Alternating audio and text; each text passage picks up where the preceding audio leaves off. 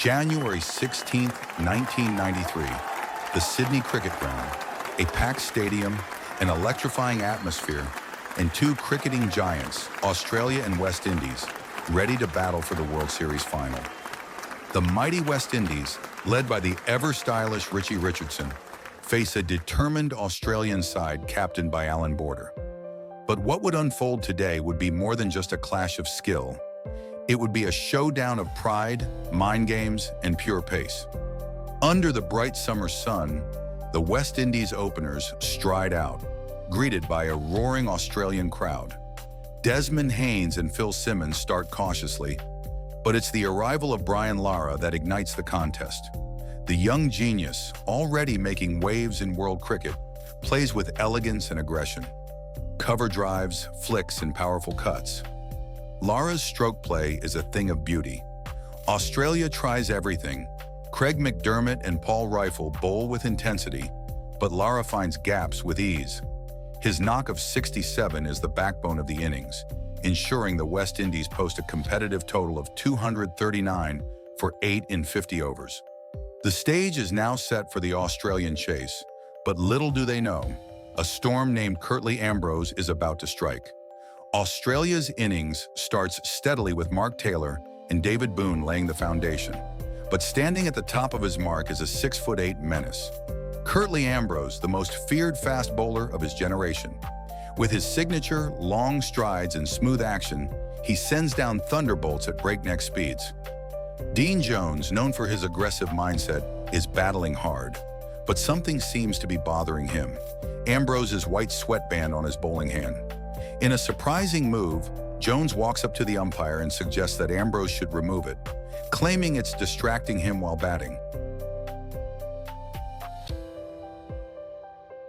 Now, umpire Prue has a difficult task here. He has to convince Curtly Ambrose, who's 6'8", that he's to take off the sweatband on his right wrist before he bowls to Dean Jones, who has a broken finger. That, the battle truly begins. If Dean Jones thought he had won a mental battle, he was gravely mistaken. The very next delivery, Ambrose charges in, his long arms delivering a thunderbolt aimed straight at Jones's throat. The Australian batsman barely fends it off. The crowd gasps. The fire in Ambrose's eyes is unmistakable.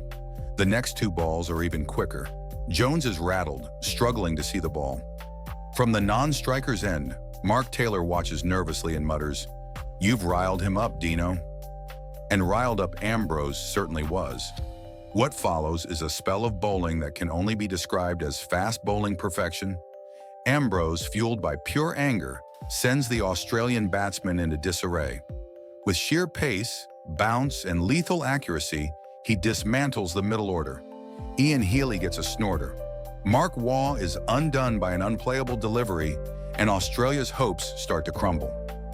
With figures of 5 for 32, Ambrose doesn't just take wickets, he crushes Australia's spirit. The SCG, once filled with hopeful Aussie fans, watches in stunned silence. The home side, once confident of chasing down 240, now finds itself staring at defeat.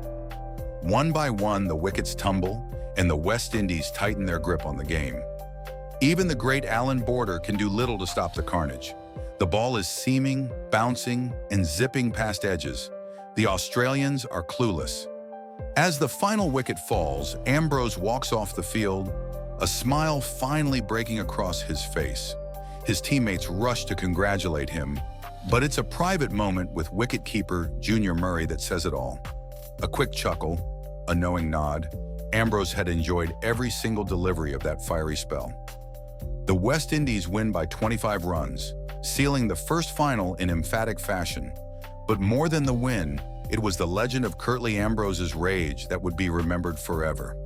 The infamous sweatband incident became one of cricket's most iconic moments, a seemingly harmless request that unleashed one of the greatest fast bowling spells in ODI history. It served as a powerful reminder, never ever poke the bear, especially when that bear is Curtly Ambrose. Dean Jones would later admit that he regretted the move, but in doing so, he unknowingly gifted cricket one of its most memorable rivalries. The moment is still talked about, debated, and celebrated by fans around the world. What do you think about the infamous sweatband showdown? Was it a tactical mistake by Dean Jones, or did it make the game even more exciting? Let us know in the comments below. And don't forget to like, share, and subscribe for more legendary cricket moments.